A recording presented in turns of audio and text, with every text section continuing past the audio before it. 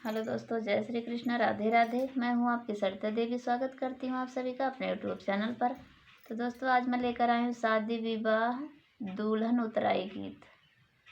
तो दोस्तों, एक गीत में क्या है कि ननद जो है दरवाज़ा पकड़ के खड़ी हो जाती हैं। जब दुल्हन आती है तो बोलती क्या है दुल्हन को, खड़ी आप होती हैं नेक चार लेने के लिए, और बोलती हैं दुल्हन को, आइए सुनते हैं।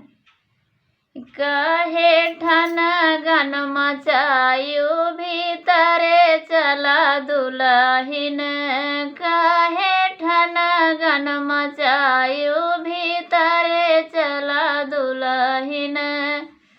सास के दुलारी ससुर के दुलारी, सास के दुलारी ससुर के दुलारी, अपने पिया के दुलारी भीतरे चला दुल्हिन, अपने पिया के दुलारी भीतरे चला दुल्हिन।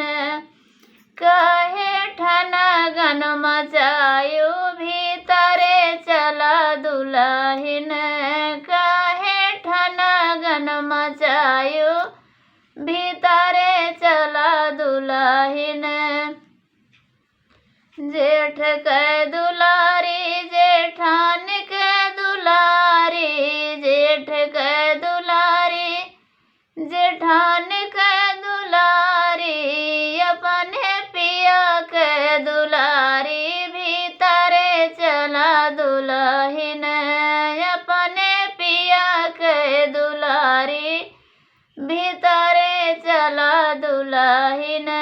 कहे ठन गन मचायु भीतरे चला दुल्हिन, कहे ठन गन मचायु भीतरे चला दुल्हिन। देवर के दुलारी देवरानी के दुलारी, देवर के दुलारी देवरानी के दुलारी, अपने पिया के दुलारी भीतरे चला दुल्हिन, अपने पिया के दुलारी भीतरे चला दुल्हिन।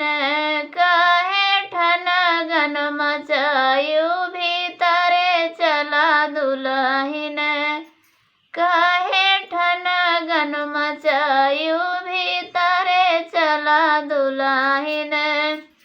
ननद के दुलारी नंदोई के दुलारी, ननद के दुलारी नंदोई के दुलारी, अपने पिया के दुलारी भीतरे चला दुल्हिन, अपने पिया के दुलारी भीतरे चला दुल्हिन।